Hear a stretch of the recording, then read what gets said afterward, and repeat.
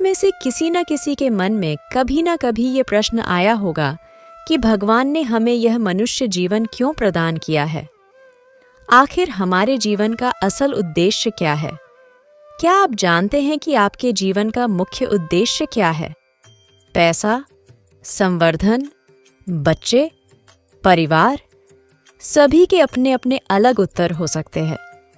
कुछ लोग मानते हैं कि जीवन का अर्थ सुख, संवाद और अनुभवों का मानव जीवन में आनंद प्राप्त करना है, जबकि दूसरे लोग अपने कार्यों के माध्यम से समाज में सेवा करने को मानते हैं।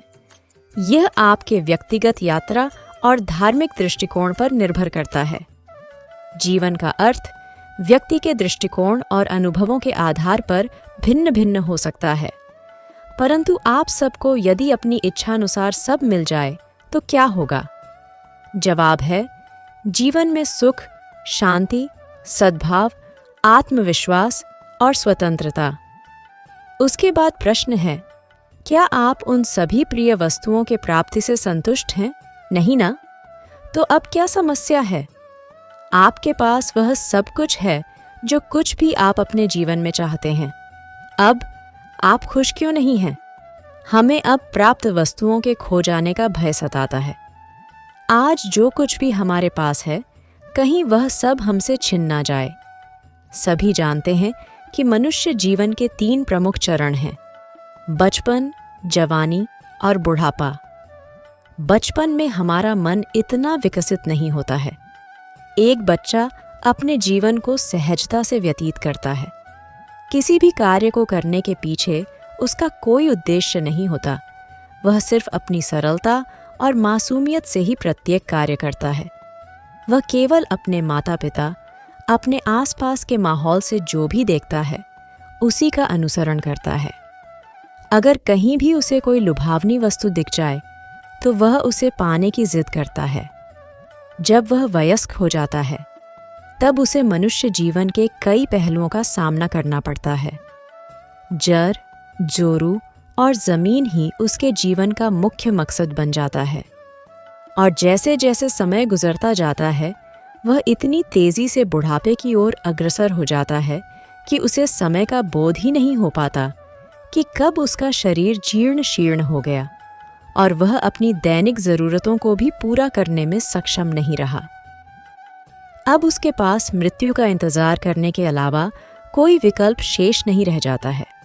वास्तव में यह इंसान का प्राकृतिक स्वभाव है कि यदि उसे एक वस्तु प्राप्त हो जाए तो उसमें दूसरे को पाने की लालसा पैदा हो जाती है।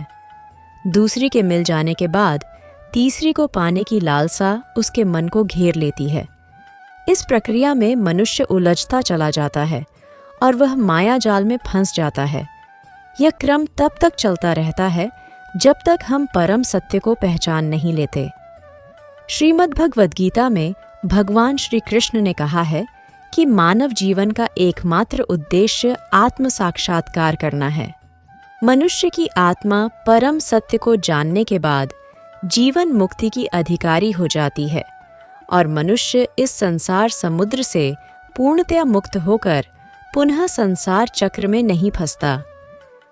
अध्यात्म हमारे जीवन की दिशा ही बदल देता है और हमें आत्मा की उन ऊंचाइयों तक ले जाता है जो अकथनीय है। आत्मबोध ही केवल ऐसा मार्ग है जिसके जरिए हम अपना जीवन अधिक कुशलतापूर्वक और प्रभावी ढंग से अपना जीवन व्यतीत कर सकते हैं।